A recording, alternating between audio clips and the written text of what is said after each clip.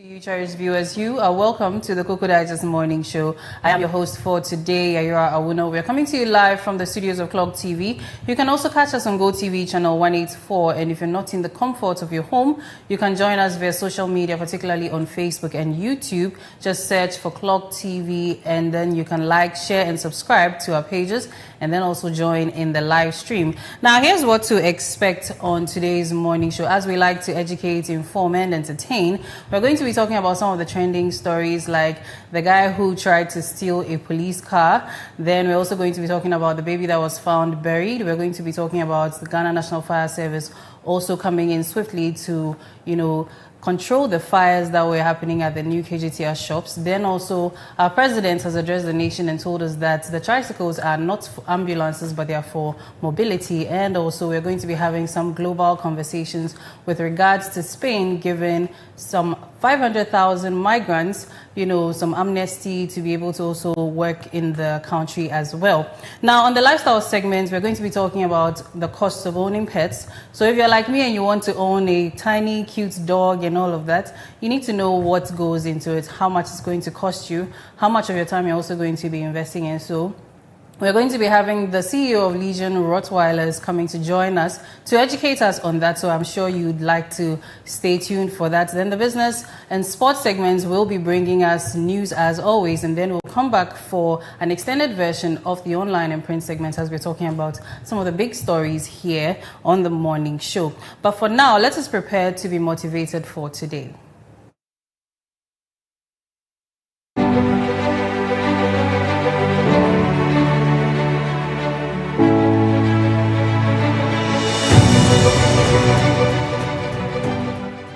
Right, so as a new week has begun, we like to motivate ourselves and, of course, our viewers. And today's quote is by Khalil Gibran, and he says, "Beauty is not in the face.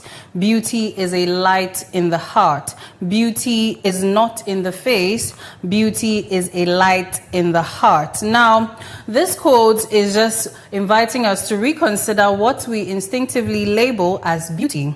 When he says it is not in the face but a light in the heart, he's pointing to something deeper than physical features, something less visible but far more enduring. Outer beauty is immediate and often celebrated, but it is also fragile, shaped by time, trends, and perception.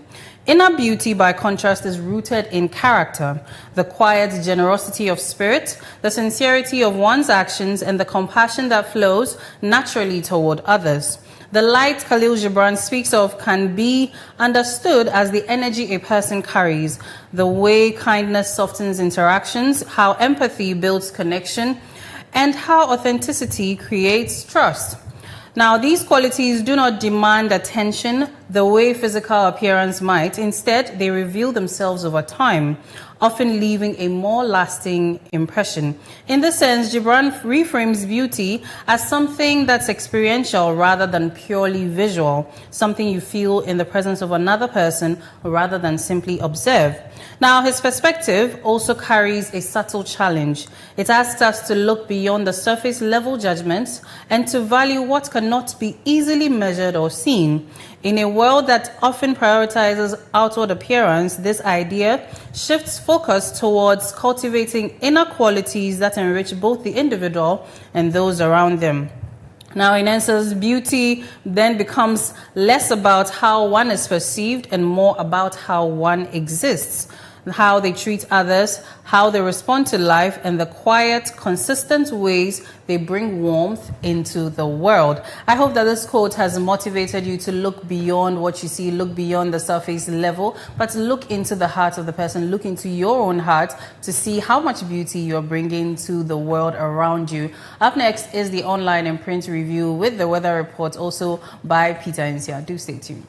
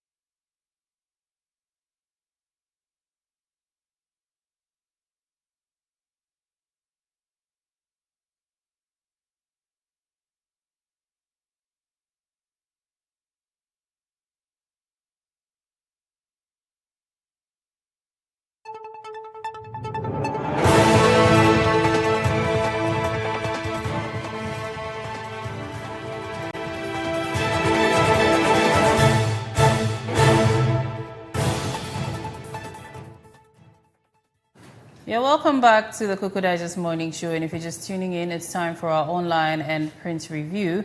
You can join us via social media on Facebook and YouTube. Just search for Clock TV GH, and then you'll find the Koko Digest Morning Show live stream. You can also send your comments to our WhatsApp number that will be displayed onto your screens and also to the live stream. And then, weigh in the conversation. When the phone lines are opened, I will do well to alert you. I have my co-hosts here with me in the persons of Bevelyn Anobil and Peter Nsian joining me here for the online and print review. But before we get into the online and print review, let's have our weather forecast for today with Peter. Thank you very much, Sharia. And as always, this is from the Ghana Meteorological Agency, and it's the 24-hour forecast for Ghana. And today, it should be on your screen by now. Today, according to the Ghana Meteorological Agency, the people of Aflao, Accra, Kaswa, Cape Coast this morning are experiencing a mostly cloudy weather, whilst the people of Takoradi Aksim are experiencing the possibility of it raining or drizzling there this morning is very high. And the people of Akimboda, Kumasi, Obuasi are also experiencing mostly cloudy weather. But then from somewhere, the middle belt from Sunyani, Techiman, and the northern region, that's Yendi, Tamale, Bole, Damango, Boligatanga, Lenerigu, this morning there's a possibility of 30% to 40% chance of rain this morning. So the people in that area should take note. And as the day progresses into the afternoon, the people of Aflao, Accra, Cape Coast, Kaswa, there's a 40% chance of rain this afternoon for the people at Aflao, Accra, and Kaswa. So viewers should take note and expect. And then for the people of Axim and Ho, it is going to be sunny as usual, with the temperature ranging from 30 to 32 degrees Celsius. And then the people of Ho, Koforidua, and Akemoda should also expect some thunderstorms, some rain this afternoon. That's a 40% chance as well. And then going into the middle belt, the transition belt, Obuasi, Takwa, and Sefibwekwaitu, it is going to be very sunny this afternoon. And the same applies to Kintampogo and Sunyani. And when you take a look at the northern region too, as usual, it is going to be very sunny, with a temperature ranging from 38 degrees Celsius to 40 degrees Celsius. And as always, JMET is advising that you reduce your exposure to the sun, you carry some umbrellas with you, and those who also engage or who are market women should ensure that they have some makeshifts that they can get some relief. And then as the day also progresses into the evening, it is going to be partly cloudy throughout the country, except for the people of Gosu, Sunyani, and Techiman. They should expect there will be 40% chance of rain. They should expect a 40% chance of rain this evening. The people of Gosu, Sunyani, and Techiman. Apart from these cities, the remaining part of the country, we are going to experience partly cloudy weather. Basically, this is all I have for you today. Yara. Thank you very much. So it seems that the weather is starting to cool down for us. We are most grateful, actually. In my neighborhood, it rained somewhere around midnight. Yeah. Very heavy rain, but it was very short. Yeah. Why is that? What does the GMET have to say about that? I mean, some of these things they predicted, and they release every now and then, and this is basically true to 6 p.m. Okay. And then in the night they release, and so basically they are on top of their game. And then if you take a closer look at their releases, you will get to find out. No, don't they have any assurance for some of us? Because we were expecting the rain to continue a little. But that's just by the way. Now, moving on into the online and print review, before we even start, we definitely need to get our word for the day. And the word for today is radiant. The word for today is radiant. Now, the word means it's a description of a kind of beauty that shines outward. So it also means emitting light or brightness, figuratively, showing joy, warmth, or positive energy that seems to shine within a person. So this is the word radiant. Have you come across radiant in in and around, vocabulary, used it. Yeah, radiant. I know Peter has definitely used it to yelp some girl. Radiant. Not necessarily a girl, but then it's science. Go by primary school, a radiant light, a radiant something. I see. Yeah, but basically, so I love the word, though, like you rightly said. To our boys out there, it's one of their keys. All right. Evelyn, what about you? Have you come across the word? Do you have any etymology and anthropology things for us? Oh, I use anthropology. Etymology, right. I think radiance, it's even self-explanatory. Let's call it ray, ray of light. Get it? So it speaks for itself, and I feel like radiance, is it radiant? Did I pronounce it correctly? Yes, radiant. So I think it describes, a confident person, somebody who is very elegant. So as the word says, like outwardly, right. You see somebody who is looking sharp and giving that kind of positive energy. So yes, I can even say Yaya looks radiant in her curly green dress. Thank you. As Beverly also looks radiant in her. What did you say the word? Forest green. Yeah, we are twinning today. We are twinning. Yes, twin. As you know, green symbolizes what was the word, Peter? Green. Radiance. Nature, and nature, prosperity. Yeah. And so I'm the lucky money guy. is coming. I'm the lucky guy today. So yeah, he's absorbing it. Yes. Right. Okay, so moving on into the synonyms for the word radiant. So if you haven't come across radiant, or maybe you feel like it's a bit too big, there are other words that are similar in meaning. And the first one is glowing. We have shining, luminous, beaming, brilliant, resplendent, vibrant, effulgent. These are all words that are similar in meaning to the word radiant. Then the words that are opposite in meaning to the word radiant, we have dull, dim, gloomy, lifeless, bleak, faded, and somber. So this is a word for the day, radiant, and of course it means a kind of beauty that shines outward. And if it's not shining outward, then obviously it looks dull, it looks dim, it looks gloomy, lifeless, bleak, faded, or somber. So let's add this to our vocabulary. Let's use it. Let's let people know that we've been watching the Koko Digest Morning Show. Right? Thank you so much for your contributions as well. Now, moving on to the online and print review. My co-hosts here, first and foremost, have their digitized newspapers. So, what do you have for us? Yeah, I have with me graphic business, and on the front page, the big news is GFA's $400,000 gamble on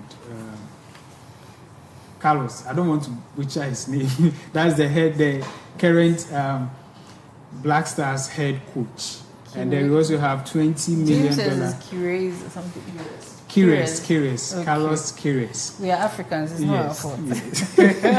We also have $20 million windfall will trigger long-term contract. I know the sports segment will give us more details with this. And then we also have BOG's 10% lending goal faces test of policy discipline.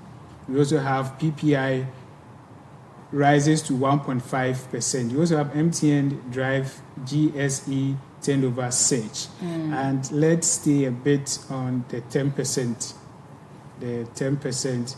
So the Bank of Ghana wants commercial banks to lend more money to businesses and individuals, around a 10% growth in lending. But the headline says that this goal is being tested. Understand? And so it's not going to be easy. It's not going to be easy because at the same time, government must control inflation and maintain stability. Right. And that's where the challenge, lies. And then on the PPIs too, it means producer inflation rising to producer inflation. So that is the producer price inflation rising to 1.5% in March signals a slight increase in the cost of producing goods in Ghana. While the figure appears modest, it serves as an early indicator of potential price increases for consumers if producers begin passing on the costs. So at the same time, when inflation has been easing, this uptick suggests that suggests that underlying cost pressures such as fuel prices and exchange rate movement are still present. And so the key question now is whether this is a temporary rise or the beginning of a new inflationary trend. And so basically that is what Graphic Business is reporting. Okay, thank you so much. Beverly, what do you also have for us? So yeah, this morning on the graphic showbiz, entertainment, they're saying that don't dump support on private sector, and this coming from Kobina Ansa on theater funding. He's saying that they shouldn't dump support on the private sector. And also I have here from a former beauty queen. She's saying that we should shift beauty pageant narrative. We should shift beauty pageant narrative. That's it for some of the top stories on the graphic showbiz this morning. Yeah. Okay. I think we can also see that Ochame Kwame had celebrated his 50th birthday over the weekend, and there were some big stars there as well. So I'm sure videos will pop up soon for us to see how it went. Now, coming to the top trends, the very first thing we have here is the 26-year-old man in court over the alleged theft of police armored vehicles. So I think sometime just a few days ago we heard about, or we saw videos of the man who attempted a very interesting to story. steal a police vehicle. And it begs the question, what was going on in his mind? Well, coming into it, yes, Beverly, take us away. Well, according to what we've heard so far, he appeared in court yesterday, and his reason for picking up the armored police vehicle was that he really wanted to be in the Ghana Police Service. He wanted to be recruited. That was what he said.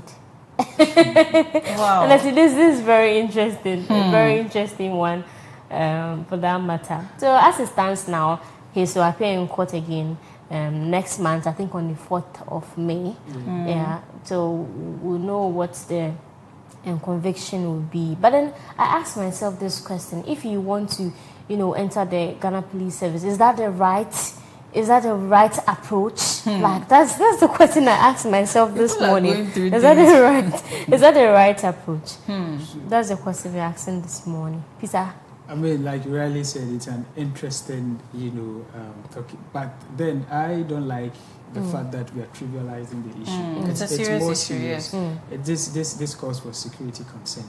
So if an armored vehicle can be stolen just like that, it begs the question: how then are state properties how are these properties protected? Because for the fact that, according to report as well, that the police officer at that time, Lance Corporal Joshua Denchi, left the engine running and wanted to get something from a drugstore. Now, it begs the question that there are internal security control, there are protocols within the security service, and I'm not sure that it is just anyone at all can move the vehicle. So there are laws and rules. So you can't just leave a vehicle running. An armored vehicle, leave the engine running. Just the engine. You understand? And so I was asking myself so many questions, but after reading the report, I realized that. So I was asking, was he alone?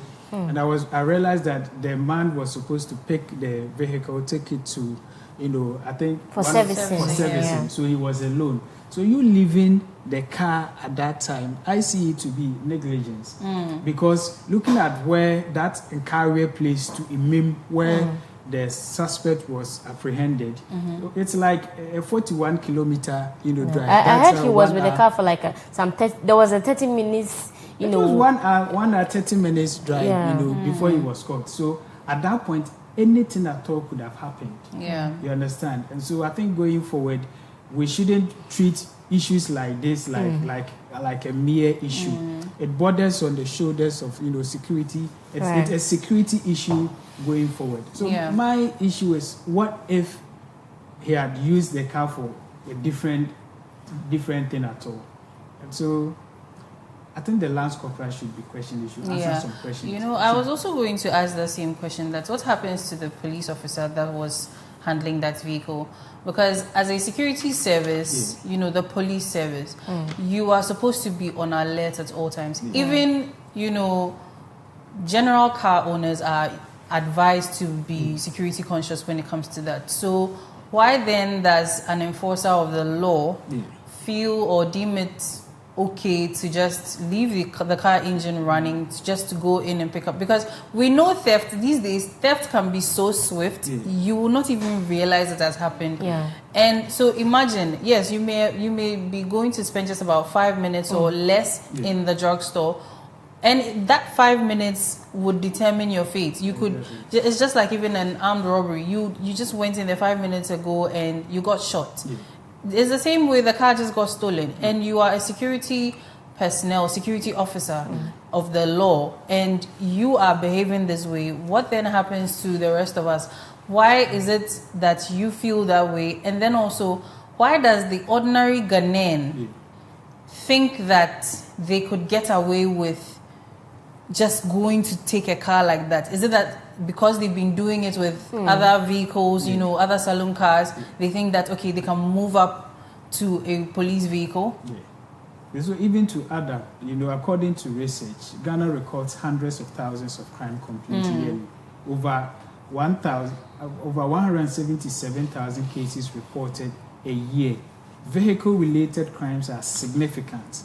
Car thefts and hijacking are among commonly reported crimes. And so, as a security service, you are aware of this, and you have been advising, you know, the ordinary Ghanaian to, you know, take into consideration some of these security tips that you've given.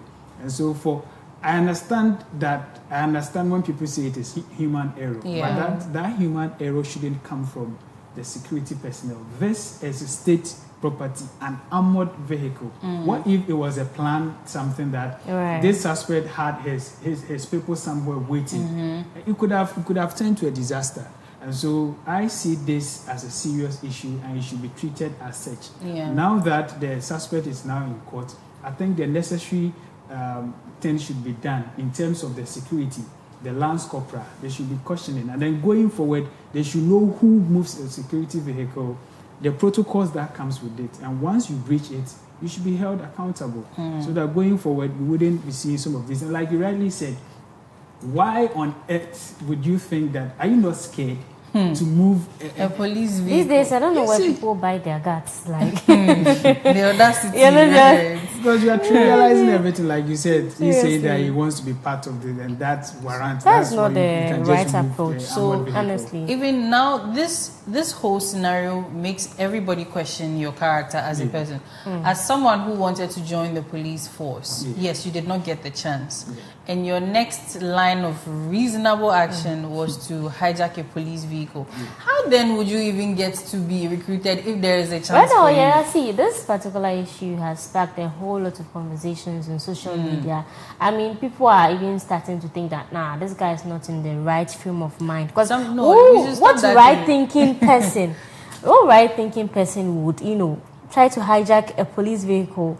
But you know, these days, yes, there's been a lot of talk about mental health, but let us not make mental health the reason or one of the factors for every single thing. This same question you're asking, I can flip it and ask that. What about the thieves who enter homes which have clear beware of dogs? They still enter to try and steal. Is it a mental problem? No. So sometimes let us just call a spade a spade. This is just probably him thinking, you know, a lot of Ghanaians or a lot of people tend to take things for granted. We've gotten complacent. And so, yes, you've seen a police car, the engine is running, it's not logged.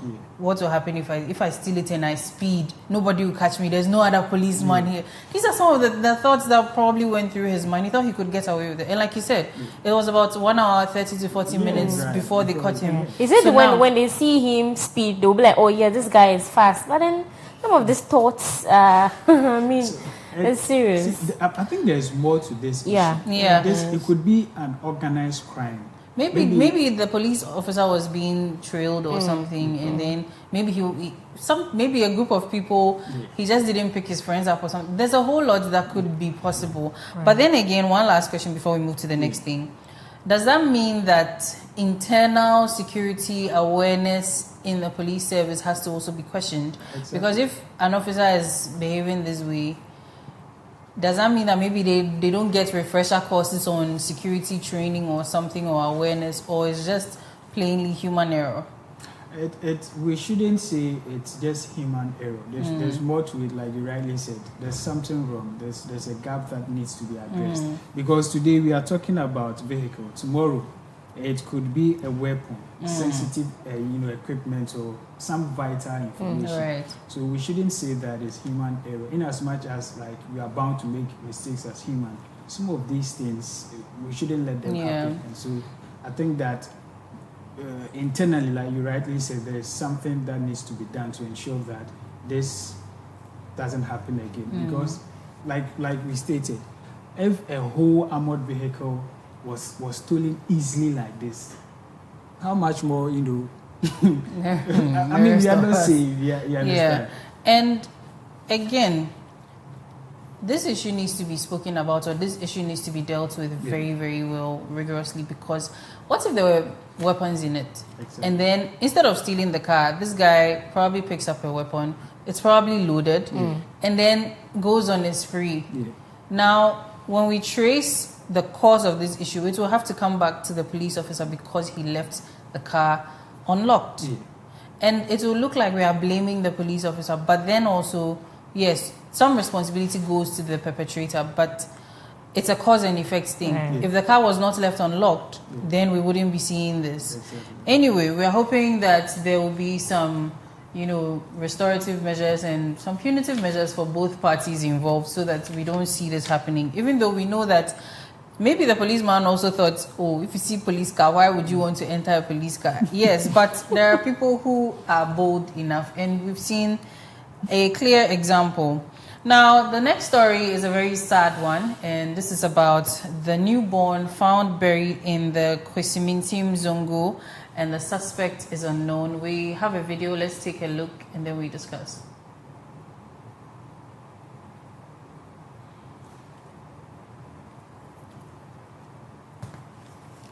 Why the a bonny be the hadea, wakatado.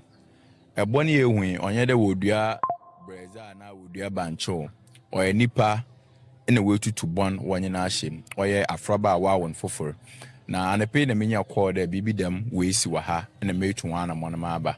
Na me bread the bijina menchana ono and a pay no wahano more quado. Apple man. Adomo brother Biaboko. Na aba some no way si wahana pay.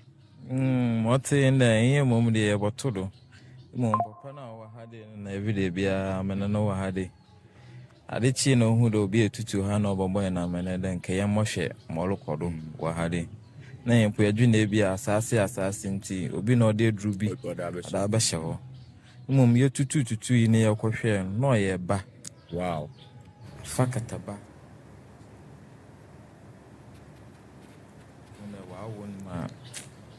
Born pampa no ye ba Jafo and a pay maybe put more Kwesimintim Zongo or 5 gold area hop. Esho from Hadea, a wonder why they a bonny be the Hadea. So that was a very, very terrible scene. This is a newborn, most likely a few days old, and was found buried. And the hole is pretty steep for a baby, to survive. And my first question now would be that, what are some of the social pressures that push people to this level? A whole lot. A whole lot. I'm tempted to say this is a system failure, but then before I come to your question, this is very sad issue. It is shocking.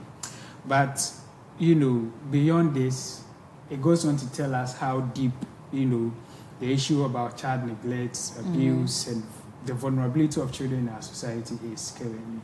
This isn't the first time. I think last week Beverly was reporting on another sad incident where a child was found. So it's a whole lot. And now, studies shows that violence, abuse, and neglect of children are widespread in Ghana. This is according to UNICEF. I'm not the one saying it. And there are tens of thousands of vulnerable children, including over 60,000 street children in Accra alone.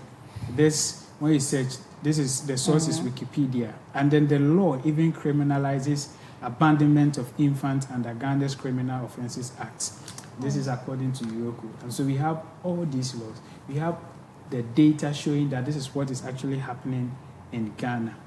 And like you rightly said, what drives a mother to this point? Is it poverty?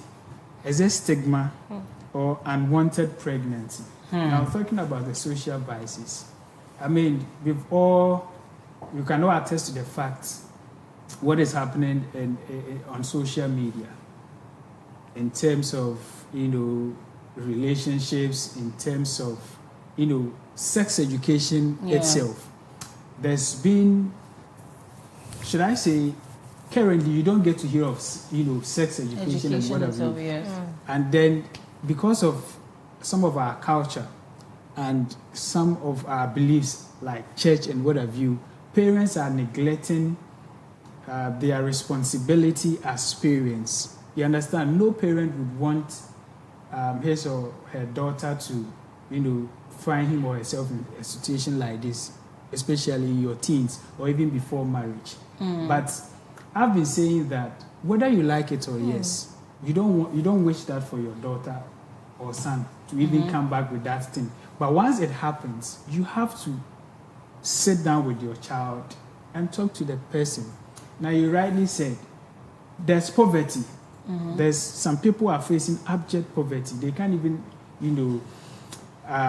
afford a 3 square meal a day. And so there are some people also in those communities that need to survive. And so their only source of survival is to just engage in this unprotective, sexual activities to get money. And these are some of the end results. You go, you get pregnant, you are scared to go back to your parents, you are scared to seek for help, you are scared to even go to the church and say, this is it.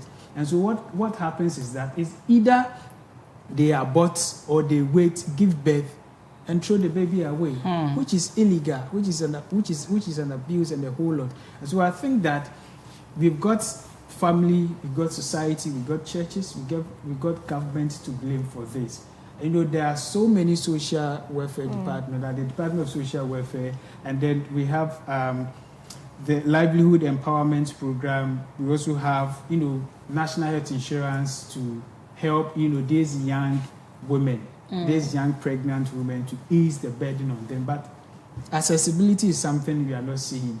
We don't preach on social media. We clearly see people struggling, but we have a group of people who say, I'm minding my business. When it comes to issues like this, it's not about you minding your business. And I know investigations are ongoing. And then after the investigation, we will see people, we hear people who are saying, oh, I saw this person when she was pregnant. The person needed help. Right. But we didn't help them just because we think that it doesn't affect us. We are minding our business. So I think that this should be a collective responsibility, something, to be able to fight against some of these things. Yeah, right. It's very sad. So, with our society as well, we always talk about society, but we are the same individuals that make up society. We live in a society, again, as I'm saying, that talks about the fact that, yes, we need to educate our teens, our children about their sexual and reproductive health. But then also, this same society says that if you talk to them about it, they will engage in it. So you find a lot, like you said, a lot of parents are not, educating their children. So you find a lot of parents rather, being very cryptic or cagey about these things. They don't tell the children what they are supposed to know, so that if they are supposed to be on the lookout for something when they are in danger, they should be able to, identify this danger. And this leads to a whole lot of social vices, like even rape when it comes to family members, community members, and the rest. Then when it comes to the religious aspect, again, even in some churches are actually doing well, where they are teaching about reproductive health and teaching about dating and relationships, where to draw the line, what God says and all of that. But there are some churches that also shy away from these things. And then when the pregnancy happens, these young children or young girls and boys are forced to keep the pregnancy because, yes, by religious standards, it's a life and all of that. Then they go ahead to keep it. They know they don't want it. They don't have the means. Looking at it from the financial aspect, from the psychological aspect, and even from their age, like knowing even emotionally that they cannot cater for a child. These are some of the things that will happen. If education is not intensified in the school, family, and religious setting, these things will keep happening.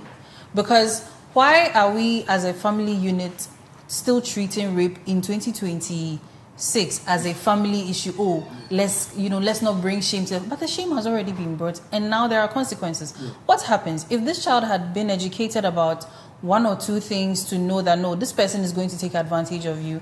They would have been able to flee or call for help or something, rather than go through this terrible ordeal of carrying a pregnancy they didn't even want, and then having to live with themselves, because the person who probably came to bury this child knew that they couldn't take care of the child. It's better off dead or something.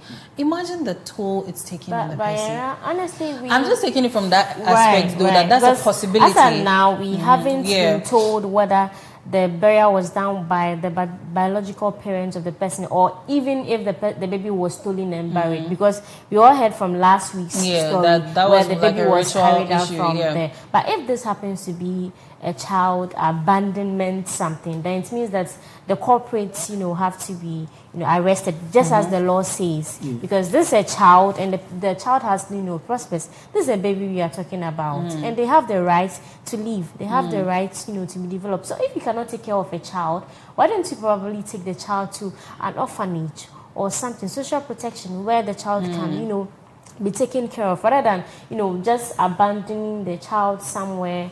And this is a very serious issue. With what you're also saying, the way our community, our familial units usually are, yes, you've had to go through the term of pregnancy, and now you tell your family that I cannot take care of this baby. I want to give it to the orphanage. What do you think are going to be the reactions of the family members? Because we are in this society where they'll say, oh, God will provide. But the child comes and everybody is silent. Everybody is mute. You call for help. How many people will even be able to say, okay, I will continually pay for diapers for your child? But when you were pregnant, they were on your case. Keep the child, it's their life, God will provide. Now you say you're taking it to an orphanage, you say no. They'll tell you it's wrong, you are abandoning your child. What if the child becomes a president and all of that? And now this person that probably ends up deciding that, look, I'm not ready to go through all of that. Let me just dump the child somewhere and say maybe thieves stole the child, or the child died in its sleep and I went to bury it.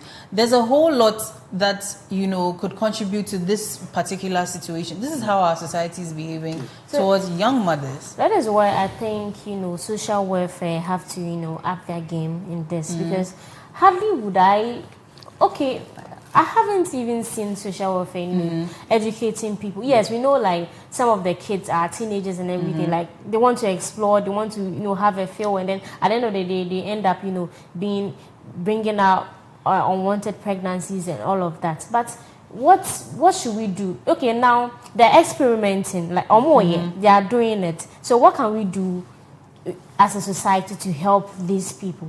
These are some of the questions that will help. It's mainly going to be the education. Education.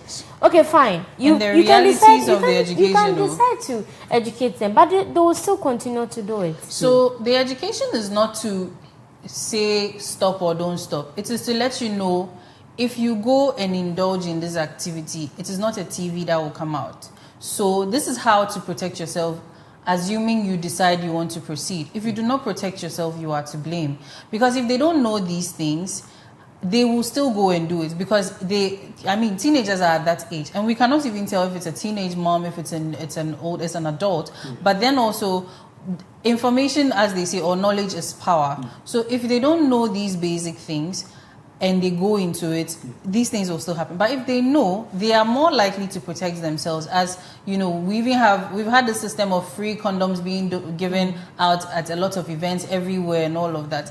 And then the same education will help the younger ones to be mindful of who seems to be trying to take advantage of them, because it is also another cause. You find in more cases where the children are abandoned, that these children that were born out of something traumatic for the parents. So education will still help, but we need more of it. Like you're saying, the social welfare, the orphanages, even some of these NGOs should come up. Last year, December, I was in one of the orphanages in the Greater Accra region, and honestly, I saw one lady and she was narrating her story, how she was brought up to the orphanage and everything. You can see she was very young, and they've been able to help with the help of people, donating and everything. So I think the best option is you've gone to get yourself pregnant. Now you've brought forth a child. You cannot take care of.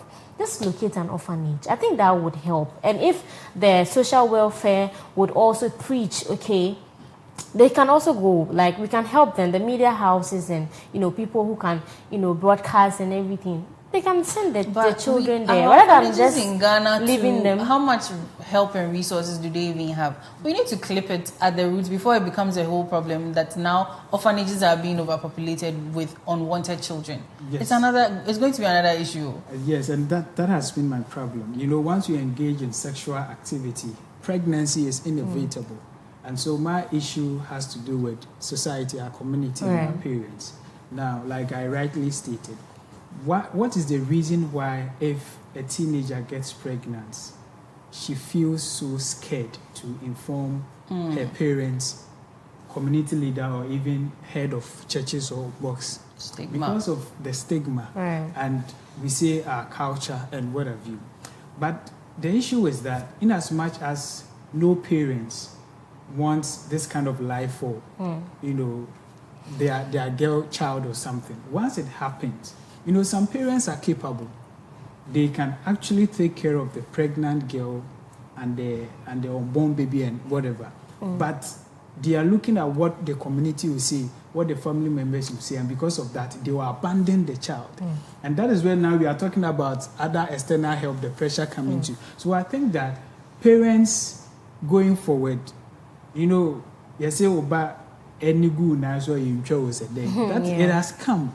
Just take charge and make sure that you take good care of the child so that we wouldn't be seeing some of the things that we are seeing. Because it's so hard and so sad that a teenage, like in our societies, we've been seeing this in our society. Like, so when Yarira was trying to link it to the fact that maybe the person involved didn't like the baby and you were like, investigation is ongoing. I truly understand what Yarira is saying because this is not the first time.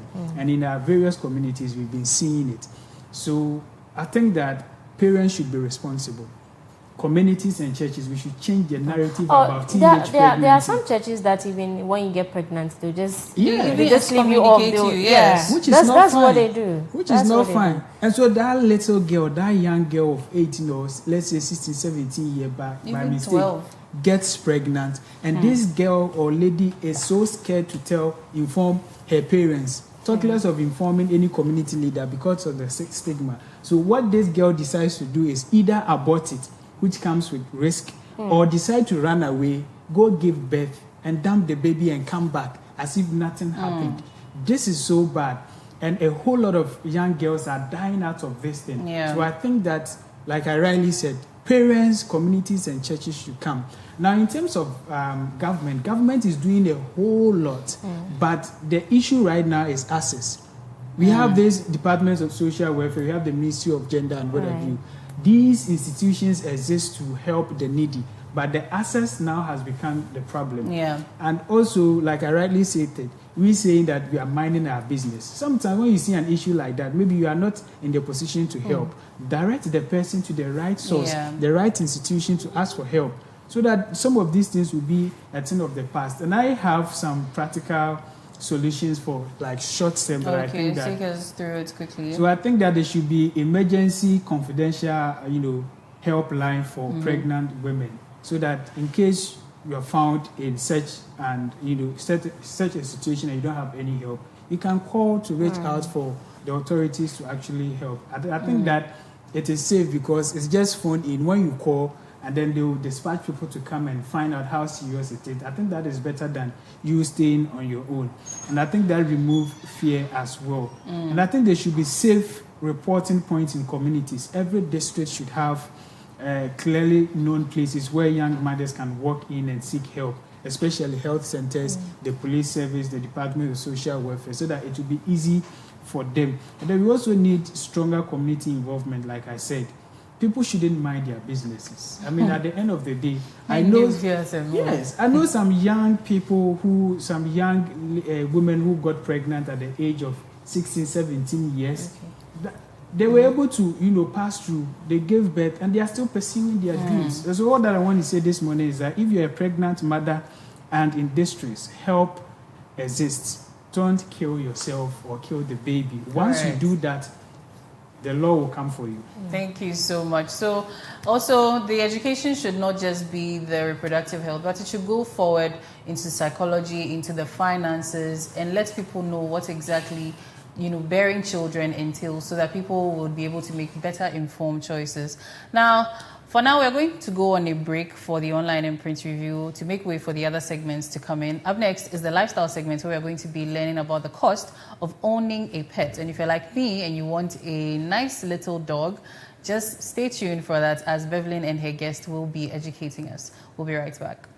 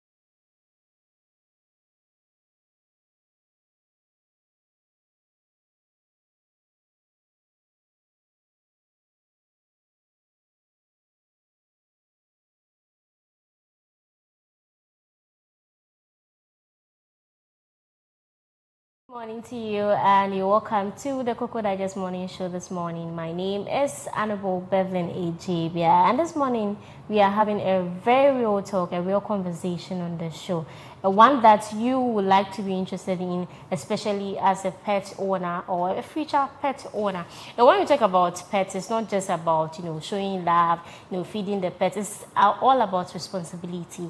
And this morning we are talking to the CEO of Legion Rottweilers. Did I mention the name correctly? Legion Rottweilers. Legion Rottweilers. Yeah, we're talking to the CEO of Legion Rottweilers this morning. Hello, Kwame. Hi. Good morning. Good morning. And how are you doing? I'm fine, thank you. How are you? I'm doing great. Great. I know Legion means a group of demons. that's what I learned it is. So yes. can you? That's the biblical reference for Legion, but Legion just means tens of thousands.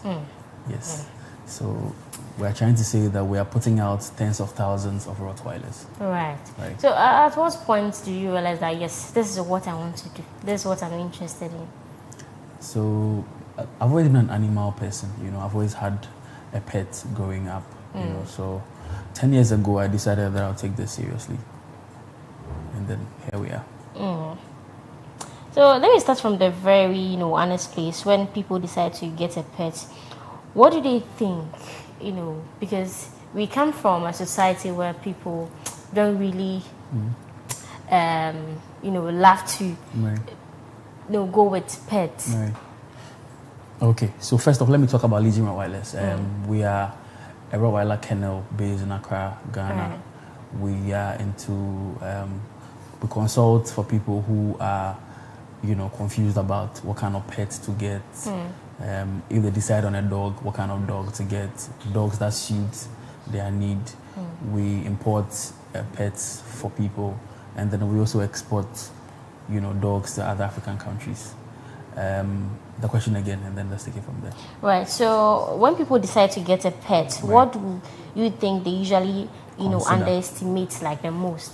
Okay. You see, it's nice. You see the puppy at the roadside, but what don't they take into consideration? So the truth is, a lot of people consider nothing.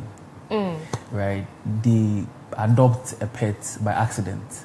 A friend of his, had a litter, and then just pick one dog or something, and then they get it. So that's how mostly people get these animals. Right. And so a lot of people do not properly plan to have them. So I think that before you adopt an animal, I was here some time ago and I told the audience that it comes with a lot of financial burden. And so you have to budget for the pet on a monthly basis. Yeah. So you need to plan for housing the pet properly. We'll come to that, Right. but then we'd like to know the kind of breeds, apart from the Rottweilers, we'd like to know the kind of breeds that, people mostly are really interested in. So in this part of our... part of the world. Okay, so people in a part of the world buy dogs for two reasons. For guard or, for the aesthetics. Right. The ladies especially, you like the small fluffy ones. Yes, so the ladies will want the toy dogs, which are the Maltese, the Shih Tzu, the Lhasa, those breeds. And then the men who want to go into the breeds for guard, like the Rottweilers, the Boabos, the German Shepherds, all of those things. Yes. But tell us about the Rottweilers. Yes. Because per my research, they are kind of like security dogs. Yeah. Yes. So personally, I chose the Rottweiler because there's a lot of cliche around the breed. People I don't know if we have videos or pictures of how the Rottweilers look like, so that we'll have to see them. So they are a very confident breed, but people misconstrue it for extreme aggression. But they can be little babies, that you just play around. They're a very balanced breed, but they get their job done. So they are very confident, but they can be very playful too. So that's a balanced breed. With a breed, is it like the highest, security conscious dogs? Yes. So they used to be the police dogs globally. They used to use the Rottweiler a lot for security reasons, but they have a very powerful bite force. And so the kind of pain they inflicted on their victims were intense, and so they switched from the Rottweiler to, the German Shepherd and then other breeds. So they're still a very good security dog. So honestly, I've seen people buy dogs for maybe, let's say, 4K, 3,000, even 2.5, like. Yeah. But they get shocked when they tell them that their food costs like maybe 1,000 Ghana cedis. Like they get shocked. Right. What could probably be the reason? I'm laughing because of the prices you're mentioning. You see, the last time I sold a dog for those prices was about 6 years ago. Oh, Currently, interesting. yes, currently a puppy can cost you as much as 20,000 cedis. A puppy? Yes. How old? Like a 2-month-old puppy Interesting. can cost you 20,000 cedis. Maybe I should start Breeding it, yeah. yes. It's because you see they do not come from this part of the world, and so importing an adult can cost you like up to 100,000 cedis. Right. One dog.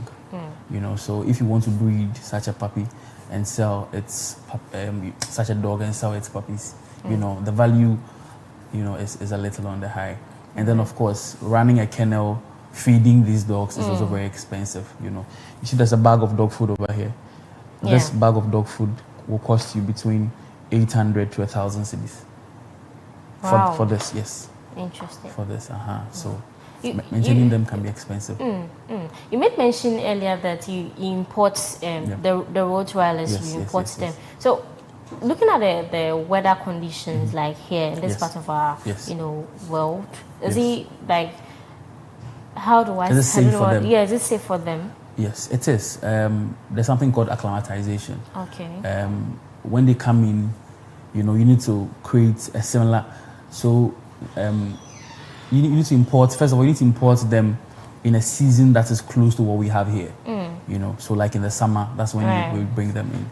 You bring a dog during winter, and you're in trouble because the climate switch will be very sudden for them, and that's not very good for them. So you bring them in during the summer, where they can come in, settle, acclimatize, and then you're fine. Right. So it's very safe for them. So, like in a month, what should someone, let's say, realistically, budget for a dog? Let's not even put the Rottweilers, but maybe like I don't know the normal breed we have here. Let's just say a dog. Let's say a dog. Okay. Realistically, what should be like the budget? Right. Okay. So let me take you through some of the things you need to consider on a monthly basis for your dog. So every month you need to check if your pet has been dewormed. Right. First of all, you see, because most of these animals in the wild, they take care of themselves.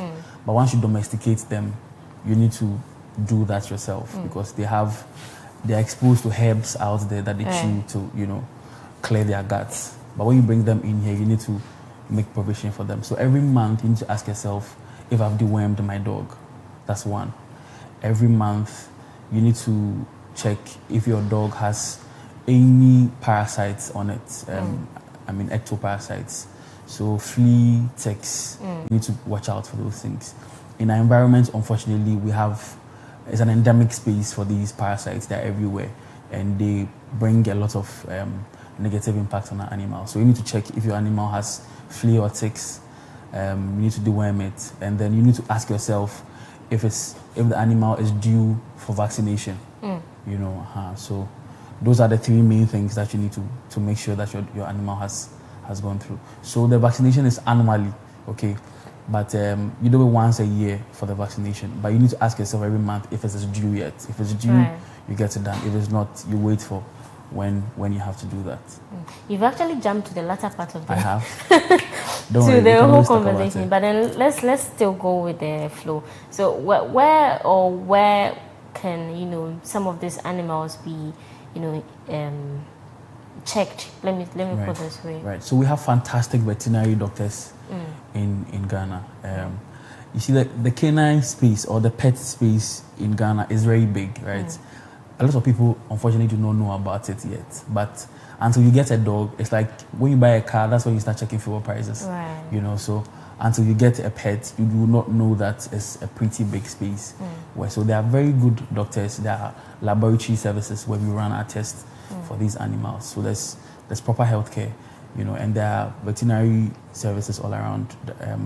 A popular one is Dr. Connie's Veterinary. They are very good veterinary service. We are doing free advertisement for them. You can Well, let's go back invoice. to our earlier conversation. I stated that realistically, the amount of money you So get, if you have because honestly, in a normal Ghanaian home, they rather go for the cheap one to manage. Yes. Let me put it this way. And feed them the scrambles of the So table. what's the risk, involved?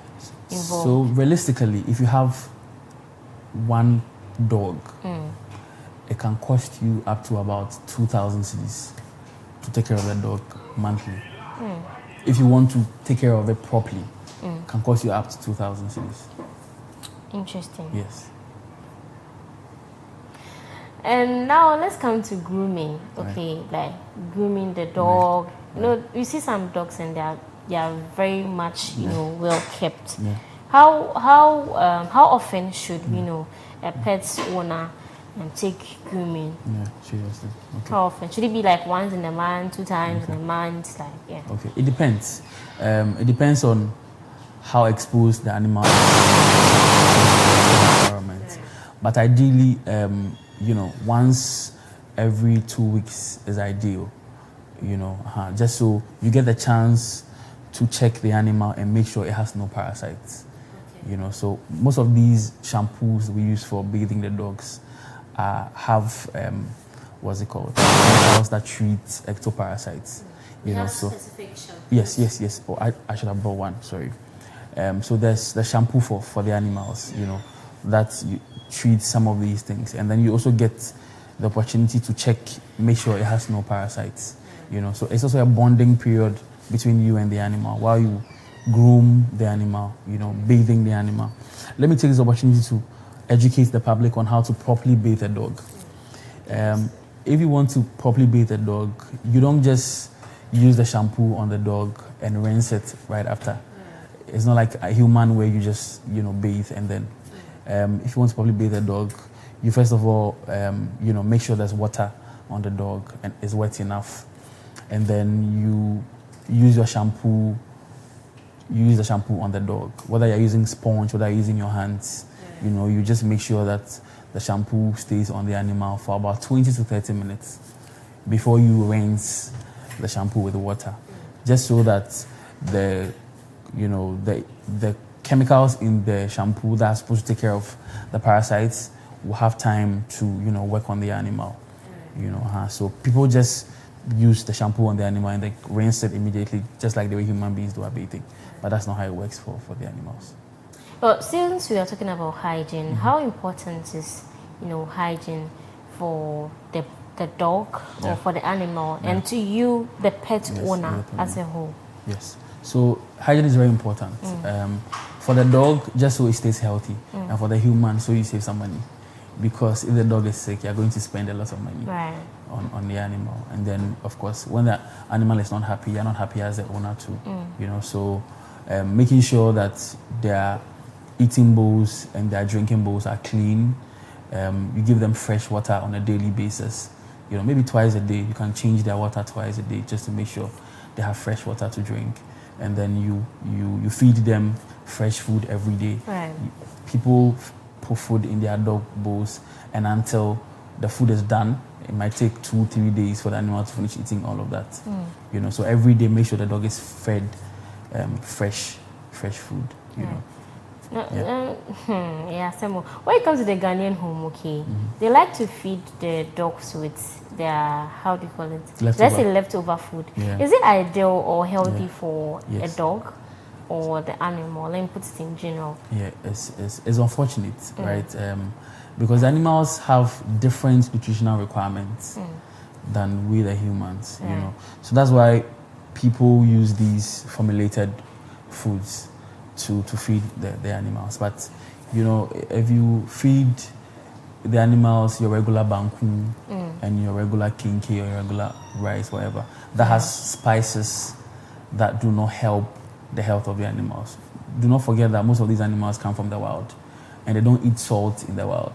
They don't eat spices in the wild. So you need to treat them like you treat them in the wild. So it's important that you either feed them with these quality, dog foods, or you prepare their food separately. Yeah. You know. So I can see you have. I don't know if you can, tell us more about the. Yes. So this is a sample of. Yes. So this is a sample of kibbles for the pets. Dry food. It's called kibbles. Yes, it's called kibbles. Right. Some call them pellets. Okay. It's dry food for the dogs. They are formulated with, very good nutritional components for the dogs. What's it made of? It's made of a lot of things. Chicken. Some are grain-free. And then multivitamins. All those things. So people choose to play safe.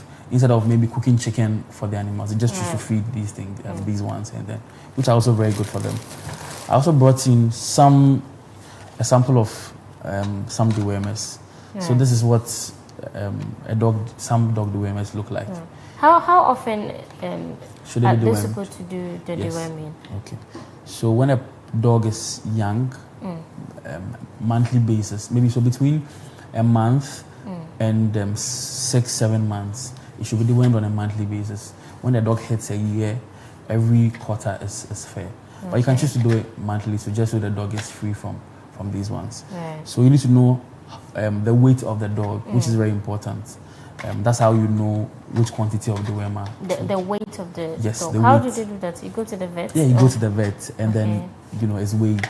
So you have an idea, the range of the dog's weight, so you know which quantity of dewormer to give it. Same as this is a tick and flea medication. Like I mentioned, parasites are one of the major causes of mortality amongst animals. Ticks especially, they kill a lot of animals in our space. So this is a tablet or a drug that kills them. So once the animal takes it in, the blood of the animal becomes toxic for these parasites, and once they suckle on it, they die. So some of them protect the animal for a month, some up to about 3 months, and then you have to give it again. Exactly. So these are some of the things. So the meal here. Yes. For the dogs, is it the same as yes, what it's the you same. have Yes. And there are so many brands out there. This is what I personally use. So I decided to bring what I use, so that the audience can see it. Yeah. So do you think people actually understand the emotional need of, the puppies? Probably you see, someone in a Ghanaian home, the dog is trying to come closer. Well, maybe for comfort, maybe it's trying to protect, someone for some reasons. Yeah. Right. Unfortunately, again, we the Ghanaians, we are worried about bread and butter. We don't care about these animals so much. But what do you think is a reason why? Education, actually. But glory to God, things are changing. People are beginning to understand these animals. So previously we just put them in a chain somewhere, but now people are realizing that they are a part of the family. So people are changing, people are learning, people are getting educated, and they are beginning to know that once you adopt a dog, you adopt an additional family member. You don't treat it as just an animal, you treat it as a family member, and so you give it the care, the love that it requires, because they have emotions too. They're living things. They get sad, they get excited. How do you know when a dog is sad? Usually they use their tail for expression. Once you see the tail up wagging, it means it's excited. Once the tail goes in between their legs, it means it's scared or it's afraid or it's sad. So they use their tail to communicate. Yes, a lot. Their tails and their ears, and you can see they have very beautiful smiles. When the dog is excited, you see a smile. So yeah, they communicate with us. Good to hear. And for the average Ghanaian that is a 9-to-5 job, is that person in a state or would be a responsible pet owner? Because all the time you are not in the space. Right. Yeah. Okay. So dogs can be very independent and dependent at the same time, depending on the breed that you have. Okay. that's why I was saying that usually before you bring in the dog, make sure that you're speaking to somebody who will tell you which breed will suit your lifestyle and your needs. The small fluffy ones we spoke about are very emotional dogs, and they are very clingy animals. They are a little dependent on their owners, but the big ones, the guard dogs, those are very independent breeds who do not need their owners to be around them all the time. But the small ones mostly want to be around their owners. And see, once you are not around, they tend to, be depressed and, go through some emotional issues. So if you are a very busy person and you want to adopt a toy dog, make sure that you train the dog to be independent. And how do they do that? So right from the beginning, you don't allow the dog to spend so much time with you. You allow it to be alone by itself sometimes, just to get it to be a little independent. Because in most homes or most, let me say, wild, there are some of the dogs that are very wild and they like to, lock them up, chew out. Wild is for lions. Dogs, we tend to call that territorial. Most of them are territorial animals. You see, when the dog is in a space, it considers that place its home. And so it wants to protect the territory from intruders. You get it? So there are dogs that are more territorial than others. Those are the ones we tend to call wild. You get it? It's just guarding its territory. And so, yes, like you said, people lock their dogs in the kennel for a long time, sometimes for days. It's not a very good practice because it's important that the dog spends time with the owner. So last time I was here, I was telling the audience that there are stories about dogs attacking their owners and all those things. Most of those things are as a result of bad practices by their owners. Right. You have a dog and your houseboy takes care of the dog. The dog does not know that you paid for it. You understand? The person the dog regards as its owner is the person that spends time with it, the person that feeds it. So it's important that if you own a dog, you spend time with the dog. You don't have to spend a lot of time with it. 30 minutes is good the time, for a day, just so the animal gets to spend time with you and bond with you well. So you have a family, you have kids.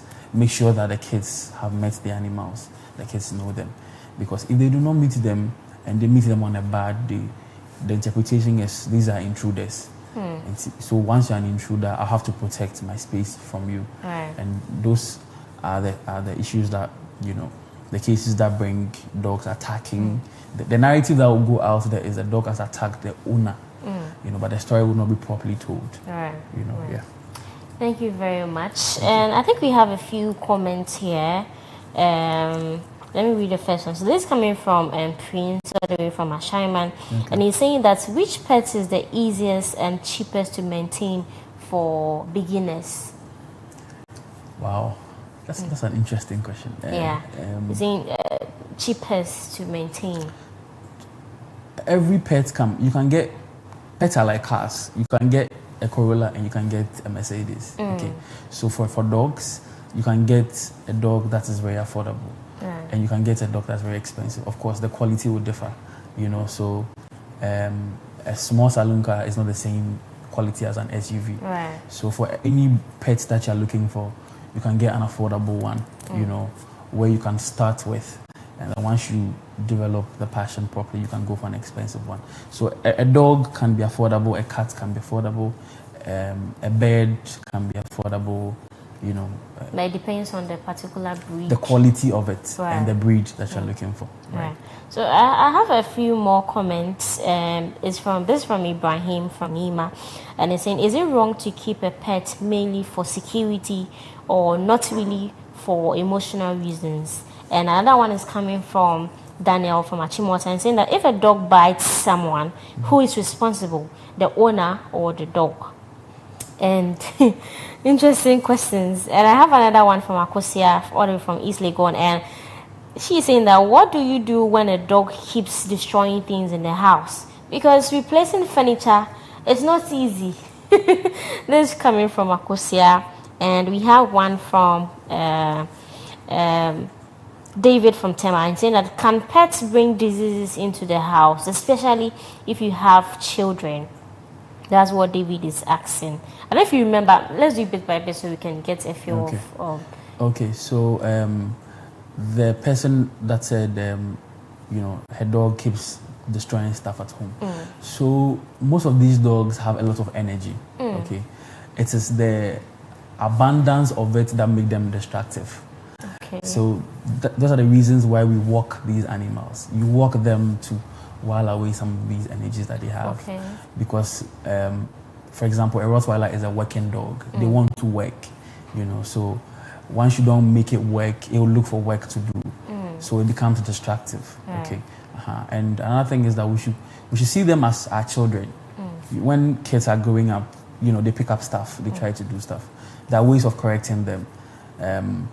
If you want us to help you find a trainer that will train the animal to stop these things, you can just, hit us up and then we'll help you do that. But in your own home, what you can do is you have a way of communicating with your animal and they can tell when you're unhappy with what they've done. Yes, they can. They're very smart. So whoever sends that message, I'm sure you know how you communicate with your dog. So once it does something that you don't like, just tell it not to do it. You have your ways. You can discipline it a little bit. Just make sure it doesn't repeat that, and then we'll take it from there. And the person that said, the diseases. Right. Yes. So there's some diseases that are communicable from dogs to humans. Unfortunately, they are not very common. One of that is brucellosis. Brucellosis is a disease that makes the animals infertile. And it can be moved to humans. It can make you impotent, actually. Yes. Impotent? Yes, it affects your reproductive health. So, but the good thing is that it's not a very common thing. And once they notice brucellosis in your animal, it's not given back to you, it's put down. Just so that it doesn't continue. So, yeah, I think it's just brucellosis and what's it called? Rabies, when the dog bites somebody. But apart from rabies, that we know to be a common, right. disease when it comes to dogs. Is there any other disease? Yes, I think the common. So there's parvovirus is not communicable from dogs to humans. Parvovirus is an immune system disease that attacks puppies especially. That's the reason for vaccination. That's why we do our vaccinations against parvo. So, that's it. So I think there's a question with when a dog bites someone who's responsible with the owner. Or yes. So if your dog bites somebody, you, the owner, is responsible because you brought in the dog. Unless the person is an intruder, the person intruded into your territory, that you cannot take responsibility. But if somebody notified you he was coming in and you still give the dog the chance to bite, then you are responsible. But if somebody comes into your space and you're able to prove that the person is an intruder, the dog was just doing his job. Moral lesson, don't allow a dog to bite you. Don't allow a dog to bite you. All right, so I think I have a few questions. Someone is saying that is it wrong to keep a pet mainly for security reasons and not really for emotional reasons? Right. So it's important to bring in the animal as an additional family member. Okay. Right. The security part of it is just an add-on. Okay. So you want to bring in a big dog, treat it as a family member, and the dog will guard the space for you also. Once you bring in as a security dog, then you're mentally you do not see it as a family member. So the care for it is not. That's why people chain their dogs, somewhere, because the dog is there for security. So like the way you put a security man at a post where you don't really exactly. So bringing in as a family member, it's good that you additionally get the benefit of it guarding your house. So that's a good thing. You know that it will guard the house, but treat it as an additional family member. You enjoy the dog. Right. So on this particular submission, somebody is saying that there's this dog in my house and he doesn't really bark he doesn't bark at all. I don't know what breed, what type of dog is that. But I think that the dog doesn't bark. Is there really Are there really dogs that don't bark at all? And why is that? There's a root cause to that. Okay, it's like saying a human the dog can be mute actually. Right. You know, so like the way that humans that are mute and do not speak, the dog can be mute because that's one of the ways of their communication. They bark. Barking is not just when someone is coming. That's how they communicate. Right. So just like how we have humans that are really, really vocal and talkatives. Yes. No, like it might be what's it called? It might be a medical issue. Okay. Do you understand? Right. And it's also if it has never barked. It might be medical. It's possible the dog is mute and it doesn't know. So he should take the dog to the nearest veterinarian. But there are some dogs that actually, bark, but not when needed. When there's maybe a thief or some suspicions around. You see, the way we have our temperament and our character as humans, they also have their own temperament. You can bring in a dog that will never guard the space, no matter the size. Is it due to emotional neglect or no? Can that be a major factor? It's just character. Okay. And characters can change. So the animal, you bring in a big dog for security and the dog is not even barking. You're like, oh, what's wrong with my dog? That's why there are trainers around. Okay, it's because every dog can do that, but the trainer has to spark that in the dog so the animal becomes confident and so it's just character and traits. Right. But is it every dog that picks up the training? Every dog can be trained. The difference is how long it will take. It can take a dog that has the traits in there, it will take a shorter period to train than one that does not have. So for example, it will be easier to train a Rottweiler for guard than to train, say, a Golden Retriever. Because Golden Retrievers are not bred for that purpose. Okay. They are, pets. They're supposed to be around. Okay. But a Rottweiler is a guard dog. Right. So it has that trait more. It will be easy to bring it out of the Rottweiler than to do it out of a Golden Retriever. You get what I'm saying? Interesting conversation. I hope it will not end because I'm really, really enjoying today. I'm enjoying today's conversation. And this is coming from Yaira. She's saying that break down the 2,000 monthly cost of owning a puppy. This is what Yaira is asking. Okay. Yeah. Okay. So depending on the size and the breed, like I said, you can get a bag of this between 800 to 1,000 cedis. So depending on 800 to 1,000 cedis, yes. Okay. And of course, those ones are influenced by the quality of it. Okay. So if you choose to do organic feeding, which is meat, which is mostly what they're supposed to be fed with. If you choose to do organic, depending on again the breed and the size. If you are feeding a small dog, it will eat very little. So those ones, maybe the 2,000 is too much for a Maltese. But if it's like a big dog, like a Boabo, 2,000 is okay. And then of course you need to factor in possible medical bills because the animal can take ill anytime and you have to take it to the vet. Even to that question, I think there's one last question here I need to ask. Someone say, I've heard that feeding dogs with human food can make them sick. Must I really buy expensive dog food? Can't I just give the dog banku rice or leftovers from the house? Because in our olden times, our old dogs used to eat, everything, and they were fine. Right. So what has actually changed? Right. That's what this person is asking. Okay, so the person is talking about the mongrels in the area. So the mongrels are a mix of several breeds. Okay, they are a mix of several breeds who have acclimatized to our Ghanaian environment over years.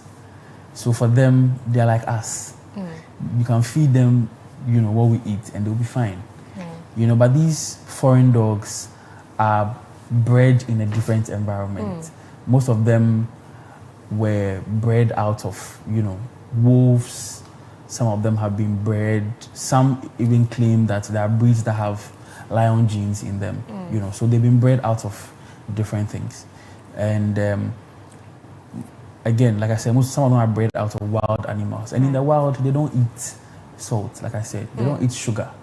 in the wild. They don't eat these things. So once you bring it in, you need to feed it, what it would be eating in the wild. You get it? So your feeding should not be expensive. It mustn't necessarily be expensive. It should be intentional for it to be quality. Exactly. So you can feed your dog rice. Right. Rice is a good meal for your dog. Just make sure that the protein content is good. Right. So it's not about how cheap or how expensive it could get. It's just make sure that the animal gets quality feeding. If you do not feed it properly, you will not get the full potential of the animal. It's like having twins and raising one in an African environment and raising one in the US. Right. They will grow differently because the nutrition, the healthcare, everything is different. You see them, and the lifestyle is different, and so you see it in their looks when they grow up. Okay, I wish the conversation would not end, but we have to end anyways. But so let's hear from you. What's your final words? What's your advice to someone planning on getting a little puppy but doesn't know the cost involved, what to do, who to see, who to speak to? You can talk to them, and as well tell us about your Legion Rottweilers here as we wrap up the entire show. Right. So if you get a dog, get a pet. They're wonderful creatures. There's a lot to learn from them. You realize that when you get one, you realize that they're not far off from us in their thinking and in how they behave. So get an animal, love an animal, and it's not a lot of work when there's love involved. Everything I've said here will sound like a chore when you don't love the animal. But when you love the animal, it's like taking care of your kid or taking care of your brother or all of that. If you're confused about what breed to get and you want to talk to somebody, you can send us a DM. We are Legion Rottweilers GH on Instagram, on TikTok, on Facebook, and our numbers. Can I put my number out? Yeah, you can. Yeah. So our number is 020-9493-040. Give us a WhatsApp message, give us a text. Let's talk about animals. I can do that the whole day. So yeah. Thank you very much, Mr. Kwame Entry, who is the CEO of Legion Rottweilers, and he was talking to us about you owning a pet. We're having very interesting conversation on the show today, and thank you so much for being with us in the studio. Now it's the birthday segment. We have some amazing celebrants in the house this morning. Let's get to celebrate them. I heard today was your birthday.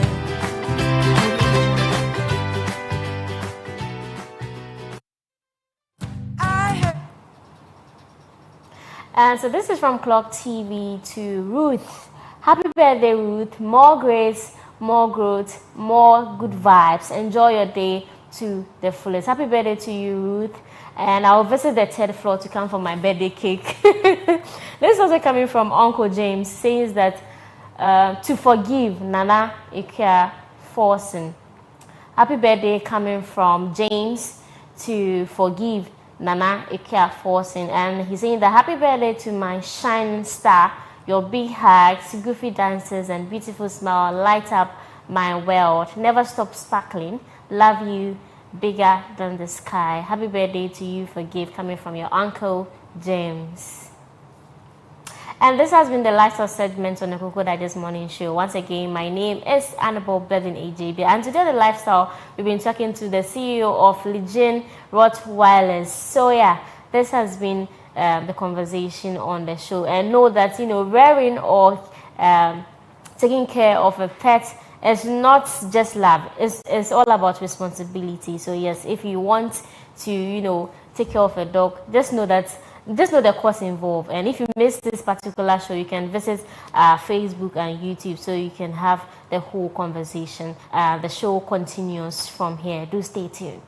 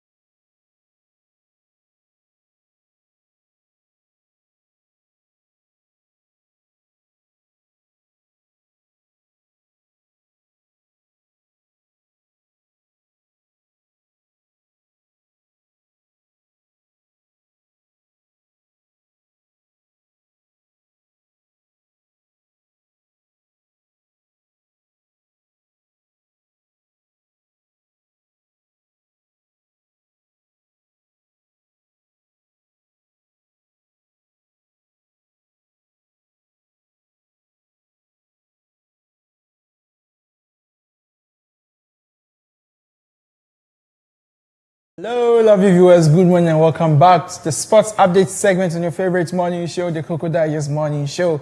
And here we're bringing you nothing but the best in the world of sports. We are covering all the action, both local and international. And today is actually a great day. I am your host for today. My name is Benedict Nketia Kwatin. To join me today, let us dive deep into what's been happening in our world of sports. Now, before I begin with my stories, as usual, let us talk about the EPL, one of the most entertaining, sports federation in the world. And, we are getting to the end of the season. In the Bundesliga, that is a German league, Bayern Munich, finally, they've taken the league. Not finally, they've won the league with still some games outstanding, but then mathematically comparing their position being the first on the table and the second team, that is Dortmund, the differences between the first team and the second team, mathematically, the games left to play, Bayern Munich, even if they lose all their matches, they still get to win the league. So yes, Bayern Munich has been crowned champions of the Bundesliga. La Liga is still ongoing. We have some 6, 7 to 8 games left to play, with Barcelona leading, Real Madrid still following up, and they're still competitive as we are speaking today. But the EPL, that is where the trailing parts of football is taking place. So Arsenal, we knew Arsenal was on the verge of winning 4 trophies, the quadruple this season. Unfortunately, they've lost out of 2, and they're still in the race of 2. That is the Champions League and then the Premier League title. They were leading Manchester City were about 9 points, if I'm not mistaken. I think it got to a point it was 12, and then it came to 9. 9 has been the standing difference between Arsenal and then Manchester City. And over the weekend, Arsenal and Man City played. City, they are doing their thing again. Unfortunately, they are on the verge of bottling the Premier League title at this stage. Manchester City has a game in hand against Burnley, which will be played this week. And then if Manchester City is able to win this game against Burnley, Manchester City goes on ahead to overtake Arsenal and be the first team on the table with a goal difference of 1 between Arsenal and then Manchester City. So we are witnessing history once again as Manchester City is doing it once again. They've done it against Liverpool. They've done it against Arsenal twice in a row, and then it's going to happen again for the 4th time this decade. So yes, we are going to have fun. We are going to have fun because of the 10 of events when it comes to football. But yeah, let's move on to our stories for today. Our first story for today is a local story. It's a local story. So yeah, it has to do with the GFA close to adding fit friendly as Carlos Queiroz begins 2026 World Cup build-up. So yeah, we are heading towards a World Cup competition, and then a few weeks ago, Ghana had to, GFA had to, let go of Otuado, the coach for the Black Stars. And then they signed just last week, they signed Carlos Queiroz, a Portuguese, with some records, some good records. It's considerable, in my opinion, to come and take over from Otuado and lead the Black Stars. But with preparation towards the World Cup, realized that according to GFA, he doesn't have a lot of games to prepare him adequately towards the World Cup, and they are close to adding up a 5th friendly game. So we know we played against Austria back in March, where we lost by 5-1. We played against Germany, where we also lost by 2-1. And we have some games that are left to be played. We have Mexico and then Wales, which we played before the World Cup begins. And in preparations towards the World Cup, these 2 was okay for the team. But since there is a new coach who we understand will be landing in Ghana this week, Carlos Queiroz, with his 5-member team, technical team to add up to the technical team that we have, the GFA is trying to add another game to his friendly matches. That's the 2 that is left before the World Cup begins. We have about 51 days left to the 2026 World Cup in USA, Canada, and then Mexico. So yes, hopefully we'll be able to add these games to his 2 other friendly games that he'll be playing to help him adequately prepare for the World Cup competition that is coming up. Our next story has to do with our Women's League, the Women's League in Ghana, where Ampem Dakoa reclaimed Women's Premier League title with late winner to secure African qualification. Yes, so congratulations to Ampem Dakoa. If you hear the name, you might think it's someone. I mean, it's a person's name, but this name is also a name for a team, a woman, an all-women's team, Ampem Dakoa, where they play very good football. I've witnessed their games countless times, and this is a very good side. If I'm going to compare them to any European ladies team out there, I could say they are comparable to the Chelsea women's team out there in Europe. Not against Barcelona, because we know Barcelona women's team is one of the best teams out there. PSG women's team, one of the best team out there. Lyon women's team, one of the best women's team out there. But Ampem Dakoa is actually good. We could power them with Chelsea or maybe Manchester United. The second best out there. Yeah. So yes, Ampem Dakoa, they clinched a late winner against Hazakes Ladies, one of also the prominent, the best women ladies team in this country. Hazakes Lady on Sunday to dramatically win their 5th league crown. Yeah, so at the beginning of the game, Hazakes Ladies took the lead by 1-0, which put them in the first half a lead, and until they came back in the second half, where there was an equalizer, and ultimately they scored to put the Ampem Dakoa Ladies. That was the Gloria Adomako who delivered a decisive moment, scoring 86 minutes. In 86 minutes to complete the comeback, and of course, ultimately crown Ampem Dakoa winners of the Women's League and helping them win their 5th trophy in the Women's League. And then finally, to our last story for today, which is a means to support grassroots football, grassroots sports. So Nestle Ghana launches 2026 Milo Under 13 Champions League. So yes, Nestle Ghana is launching the Milo 2026 Under 13 Champions League, where we have about 8 to 9 teams coming up, 9 schools coming up to compete in the Under 13 Champions League competition that is going to be played in this country, in Accra here. Of course, we had prominent figures like being shown on our screen. We had Asamoah representing, we have Stephen Appiah representing. Asamoah made a statement, and I would just like to before I go to Asamoah's statement, let me go to the managing director of Nestle Ghana, Salome Azevedo. She made a comment that football speaks a language everyone understands. It brings people together, helps children discover their potential beyond the thrill of the match. The game instills lasting values, including confidence and resilience.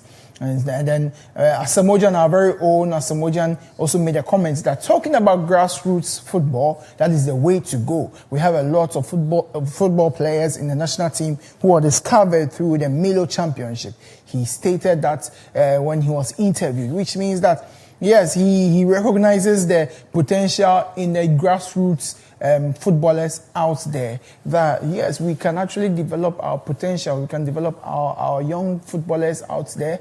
We can use this means to get the people who can hold the country for, you can hold the fort for the country in the next few years to come. I remember we used to have this MTN Soccer Academy, where a lot of players came up from there too as well, who are now playing in Europe, who are now engaged in sports outside and all that. So I think this is actually a good means, just as Asamoah, our very own Asamoah said, the grassroots football is going to help lots of us, lots of the football teams out there, the local leagues, our national teams, to be able to develop and help footballers who are very good develop their talent, and then we help them to join the league. Yes. So yes, this is the stories I have for today. And before I sign out, one other story that I forgot to mention earlier. was the women's team, the women's national team, and the 17 women's team, who played last 2 weeks against Togo, who won by 4-1, I think, 4-1 in Togo, and then they came back home on Saturday. So I got the date wrong last week in my submission. I said Sunday, yeah. So the game was played on Saturday at the Accra Sports Stadium. We won by 6-0. So I want to also congratulate our ladies. We move on to the next stage of competition. I want to urge them and, of course, congratulate them once again, and then hope that we will do better and be able to qualify for the World Cup competition that is coming up for the under-17. And, of course, this is it for the sports update segment. My name is Benedict Ketia Kwating. Next is the business segment with Peter Insiam.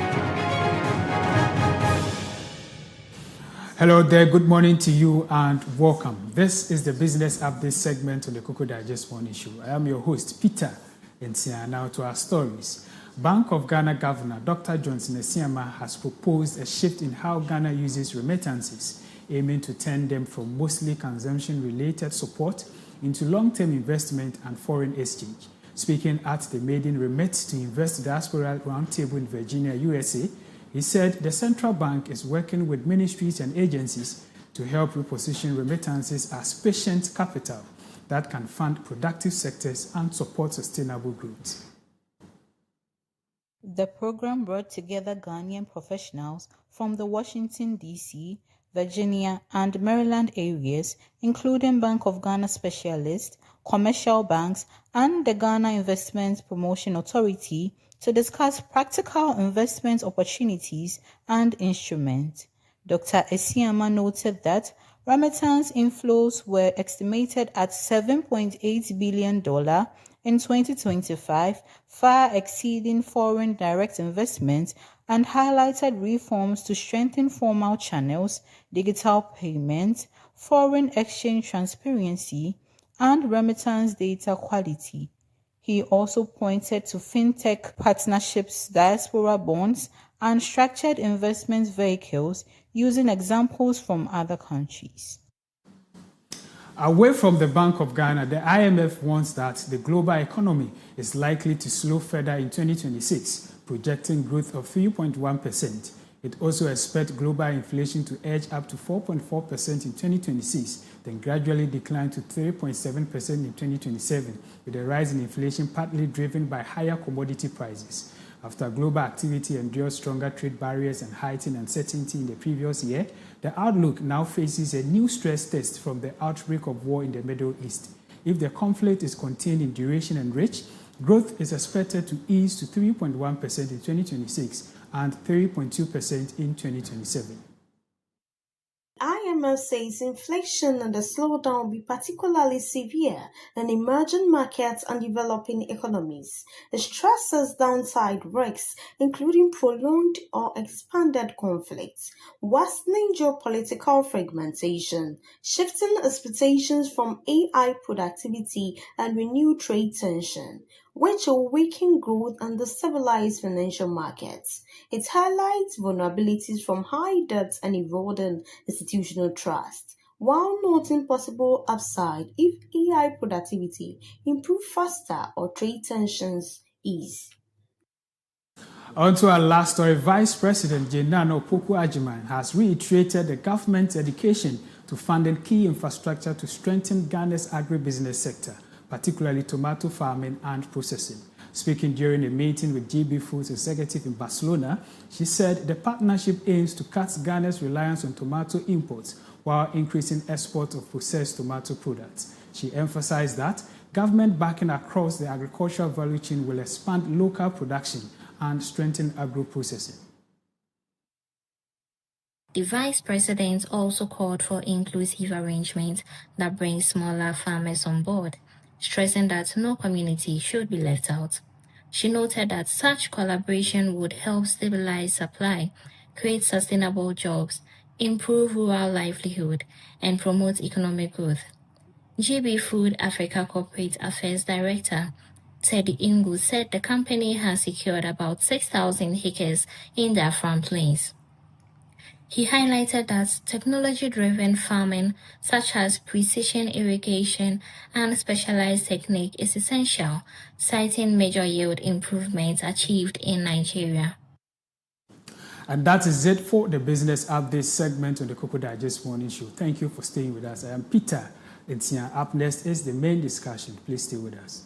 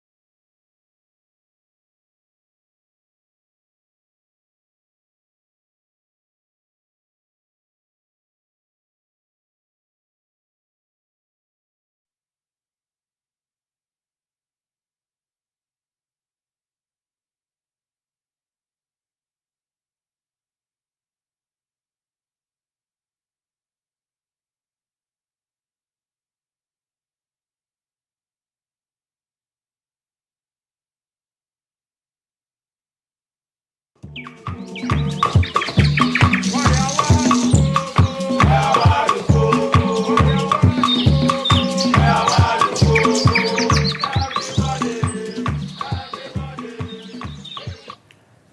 welcome back to the Koko Digest Morning Show, and if you're just tuning in, it's time for us to continue the part 2 of the online and print review. And yes, we'll be picking up from where we left off, and you can send in your comments to the WhatsApp number that will be displayed onto your screens. And when the phone lines are opened, I would also do well to alert you so you can call and weigh in on what we're discussing here. For now, you can also send your comments to the YouTube and Facebook live stream as well, and I will read them here. Now, Peter. Yeah. Yes, earlier we were talking about some of the trending issues, and now we have 2 more to cover before we go or wrap up the show. And this one, the first one is about the fact that President John Dramani Mahama says that the tricycles are not ambulances under the free primary health care program. And it seems that, yes, people have been saying that the tricycles that were deployed to some key areas for the healthcare program were actually ambulances. And I think we did have a conversation about that at a point where we were wondering if truly these were the facilities that were being provided to transport people. It turns out it was some sort of misinformation. So we have a video on that. Before Peter comes in, let's take a look. Okay. In Dodowa Commission, I inaugurated the beginning of the free primary health care program. And we handed over equipment and some vehicles to the CHIPS compounds. We demonstrated what each CHIPS compound was going to get. There are more than 6,000 CHIPS compounds in Ghana. And we showed what they were going to get in terms of equipment and all that. Amongst the equipment we presented, there were motorcycles, but there were also tricycles. Let me be clear. I mean, if you don't understand something, ask. Don't jump to conclusion. Those tricycles are not ambulances. Those tricycles are meant for the health workers and the health volunteers to go from village to village for screening. That is what they are meant for. And so at the back of the tricycle, they have a compartment where they can keep vaccines. To keep the vaccines cool, it's at the back of the tricycle. In the north, a lot of our sisters who are health workers can ride motorcycles. And so when they go for health screening, they use motorcycles. In the south, many of the health workers cannot ride a motorcycle. But you need to give them a means of transport to be able to go and do the work you've given them. So in the southern parts where the health workers cannot ride motorcycles, they'll be given tricycles to go from village to village to do their work. In the north, where they know how to ride motorcycles, the CHIPS compound will have a motorcycle. Our sister, who's the nurse, she'll sit on it, she'll put equipment behind her and ride to the village and go and give them the attention they want. So let me emphasize again, those tricycles are not ambulances. I've seen a lot of people try to denigrate them and say that we're going to bring these as ambulances. They are not ambulances. They are vehicles for the health workers who are engaged in the primary health care program to go to the village, deliver vaccinations, and then also to do health screening, test people's high blood pressure to see if it's high, test their sugar level to see if they are developing diabetes. That is what those vehicles are meant for. And so I hope this will end all that arguments and things on the social media. Those tricycles, once again, are not ambulances. They are vehicles for the free primary health care volunteers to go around. 2 days ago. All right. So that was a video of the president addressing us and making the necessary clarifications. Peter, I know you have a lot to say. Yes. The president says, if you don't understand something, ask. And so the clarification is very imperative. I mean, even before now, like you rightly stated, we started a conversation about ambulance, we not having sufficient ambulances in the country. So I am of the view that people thought we asking for more ambulances and then we talking about how the rural areas are not accessible to quality healthcare is the reason why these tricycles have been brought. But then, like I rightly said, this is a very good initiative, and it is very good that the president has come out to clarify. Yes. And more often than not, even in the urban areas, we complain about, we not getting access to, good medical care and what have you. And so these tricycles given to these people in the rural areas to ensure that the people do not come to them, but rather the health professionals go to them and check them as and when it is necessary is a very good thing. And, we can't talk about this in isolation because this, comes with emergency care as well. What then happens if a health professional, goes out there to check the vitals of, ordinary citizen and finds out that there is an emergency and that person needs to, get to the nearest, medical hospital for, urgent attention. Because in his speech, he made mention of the fact that they are just to check their vitals to ensure that they are okay. What if that person needs urgent medical attention? It will boil down to the fact that, these people are not able to get that medical attention because of one, infrastructure, poor road network. And so, since ambulances cannot access these places, and that in order to ensure that they also benefit from the national cake, they are being given these, tricycles and motorbikes to be able to access that place. It also boils down to the fact that attention should be given to how to make these places accessible. The little ambulances we have, even though the government has procured some, we still have the ambulances that we have are not enough. The ones that we have, I know every district has an ambulance. How can these ambulances access these rural areas? It boils down to road constructions and what have you. And so the people saying that, it's an ambulance, even though the president has clarified, but then when you take a critical look at it and the narrative or the scenario I gave, if you go as a health professional and the person needs urgent attention, you definitely carry the person with that tricycle or motorbike to, and so it's a good initiative from the start, but I think that we should tackle it from the grassroots. I've been saying it. When you start from 1, you'll be able to build that to 2. But when you start from 3, leaving behind 2 and 1, it then becomes a problem. That's so true. I think it's a very good thing. Building up on your point too, I think that this also begs the question of when exactly does the North, or when exactly do all other parts of the country that are not necessarily Accra, Kumasi, or Takoradi get to also enjoy state-of-the-art facilities or even world-standard facilities? Because we are in this nation, we are seeing what the kinds of, what is the word I want to, I'm trying to be decorous here. We are seeing the kinds of benefits or kinds of luxuries that our leaders enjoy by virtue of the positions they're in. And it starts to make us wonder that if let's say, assuming we have about 275 members of parliament, no? Yes. Now, let's say each of these members of parliament have, a V8, as we like to call them, assigned to each of them by virtue of the office they hold. Now, considering that they get to ride in these while having their own, personal property, what about the people? Because yes, the tricycles do help, but we know that it has to go further than that. We are in 2026 and still relying on tricycles. Our neighbors are going forward and ahead.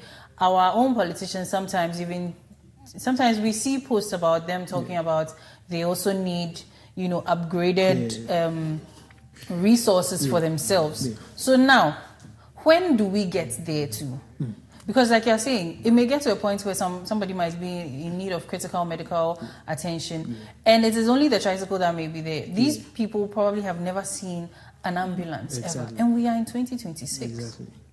That is what we are facing, and then this question, I'm sure our policymakers, government, everyone is watching.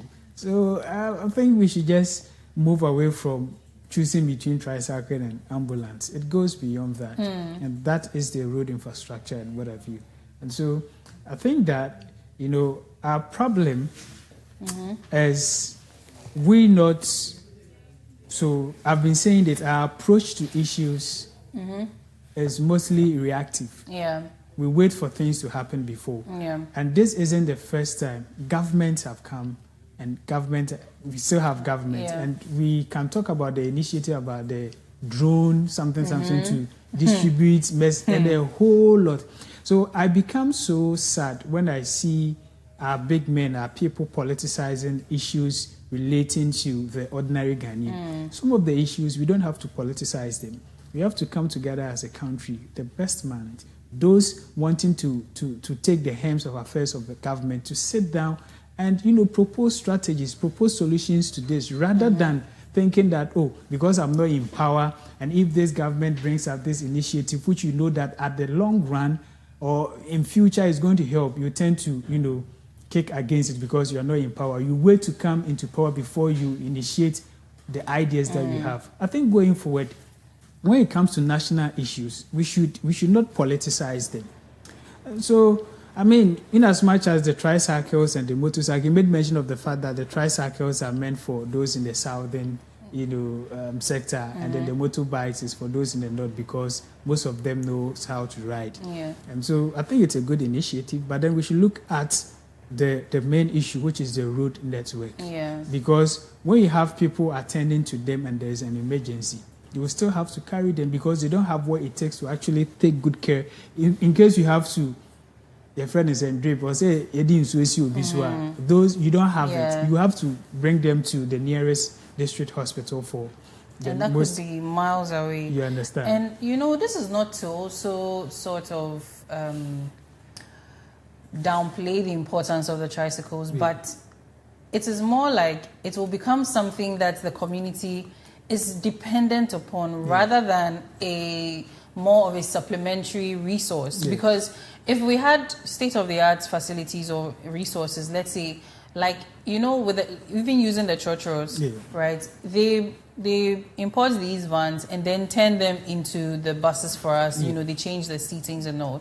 So if we get those kinds of buses, and then we are using those for our, transportation of the necessary vaccines and medical resources.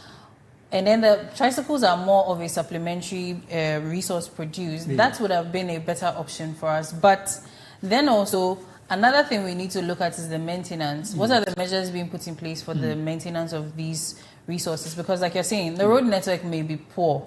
Now, as it is poor, do tricycles have shocks? I think they do, right? They do. Yes. So now, shocks, tires, wear and tear because of the use. And like I said, because of dependence, maybe if the tricycle is supposed to be used, maybe it's been created to be used a certain number of hours in a certain number of days for a period of time. Let's say it has a 1-year warranty where 8 hours a day for 1 year. But maybe because of the over-dependence on it, it's going to probably be going more than that. The wear and tear is going to be happening.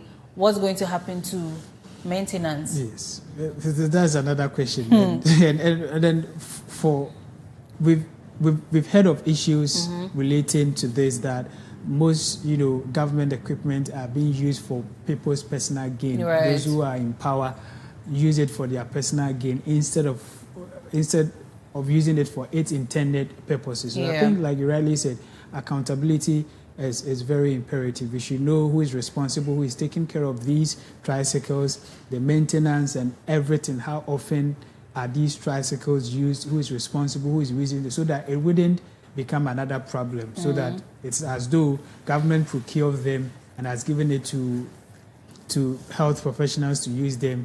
By 6 months, we don't get to see them again. And I don't want to even link it to buses, metro mass, and what have you. And so, always things that belong to the state, kind of, when it comes to its maintenance, we kind of ignore it. Ghanaian maintenance culture is also very poor because Abindia, they don't feel any responsibility towards the resources provided for them when they are the ones using it. And in turn, they don't particularly take care of these things. When they run them down, then they start shouting that the government should do something. But then the onus also lies on us to protect what we have, especially with the uneven distribution of resources in the country. I mean, it's only right for us to do that. Yeah, so, anyway, so I'd like to end by saying so far so good. You know, when the government was launching this free healthcare, forgot the free healthcare something, they were given some bags that contain various medical equipment.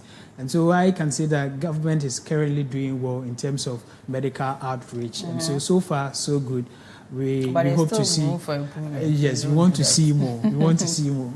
Right. So the next issue is that the president again says that the current power outages are meant to improve supply, and they are not doom so as we are, afraid of. So let's take a look at the video and then come back to discuss. And so, like he said, I'll appeal to our people. The outages you are facing are not doom so. It is to enable you get better quality and stable power. But like he said, anytime they are going to replace transformers, they inform the people in the area so that they are aware that their lights are going to be put off for a while until the transformers are installed.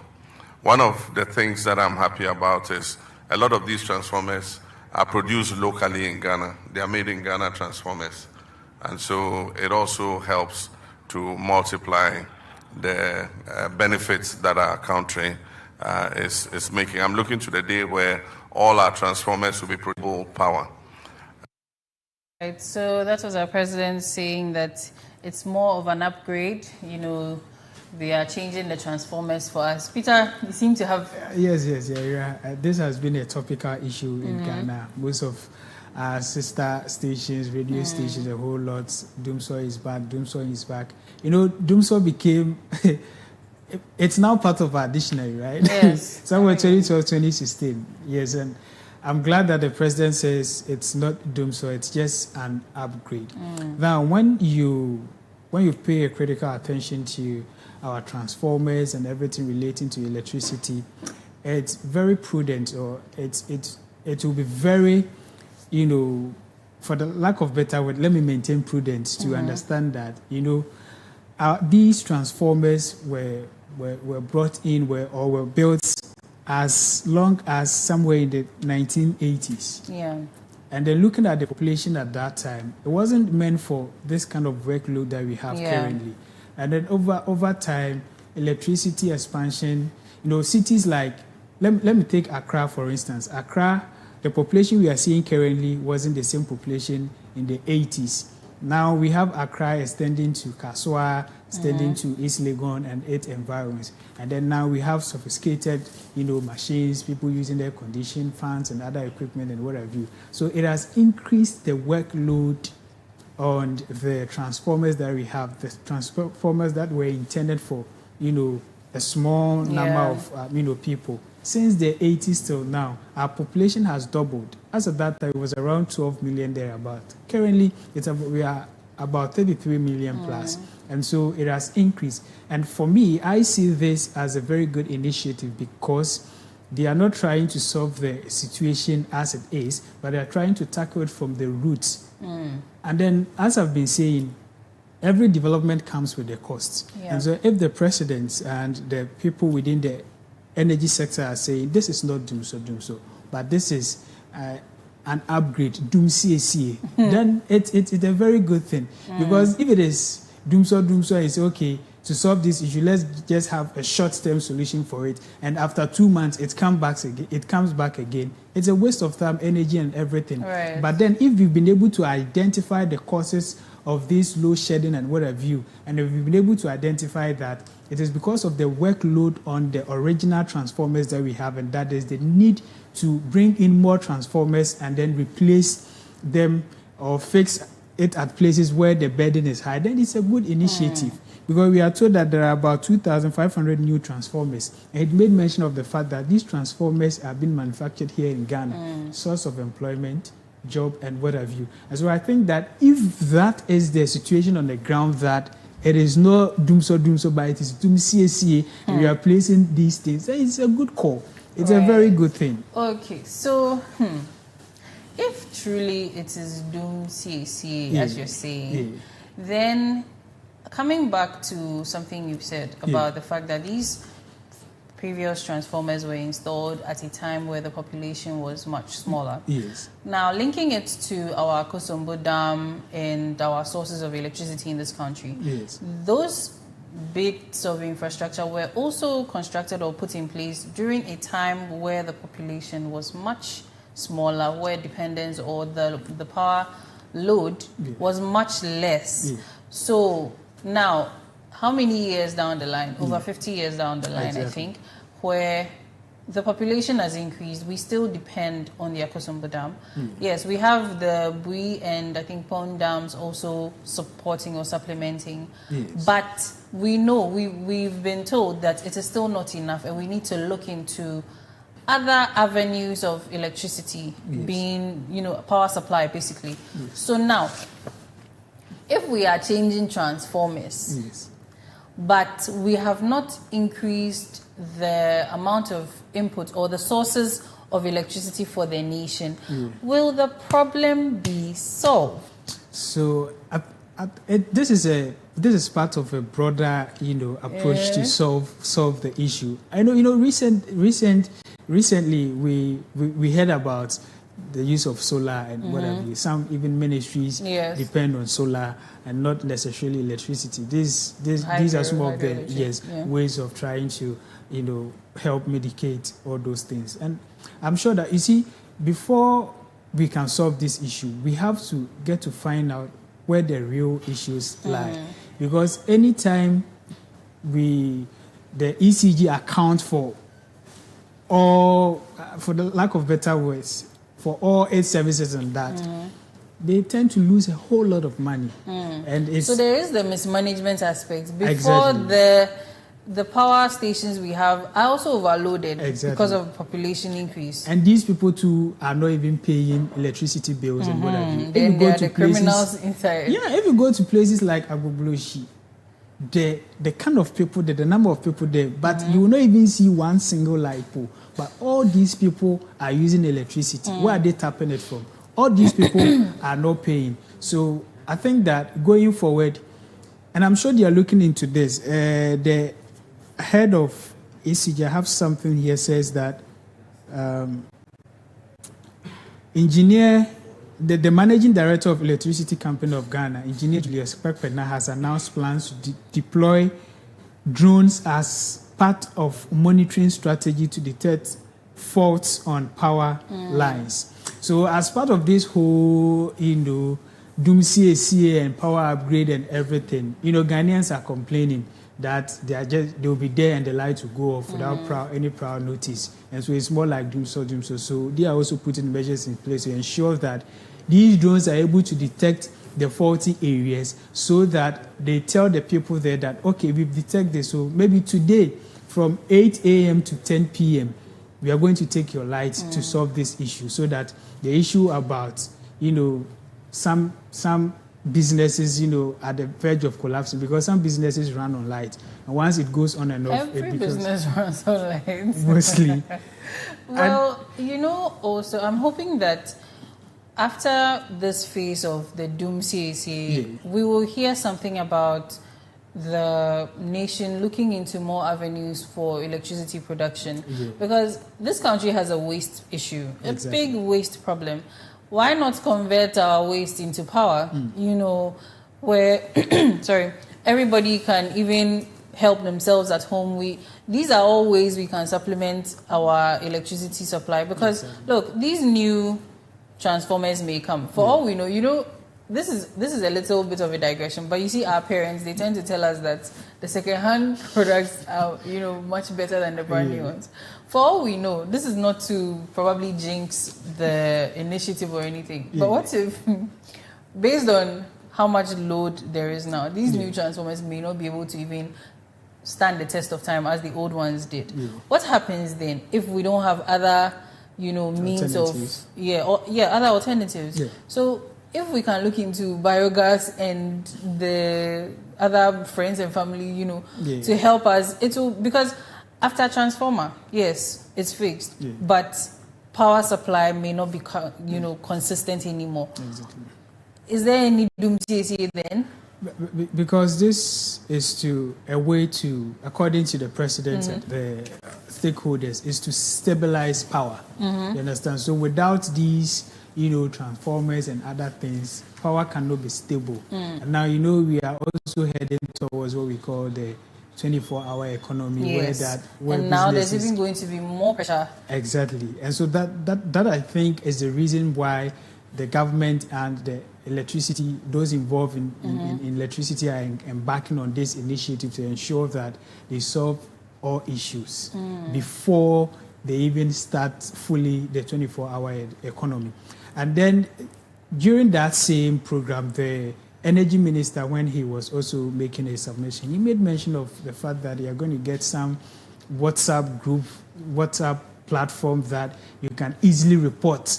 If there is a fault or something, you can easily reach out and they will dispatch their people to come and attend to it. Because there's also been a complaint that whenever there is a fault and you call, you try to reach ECG, nobody responds. It takes time. That is why people try to put the loss in their own hands, try to connect, tap one wire another, put it together and enjoy. So they are looking into all those things to ensure that electricity theft and what have you becomes a thing of the past. And we are hoping that it goes down well to help the ordinary Ghanaian. And I think that the electricity company of Ghana should strengthen their enforcement.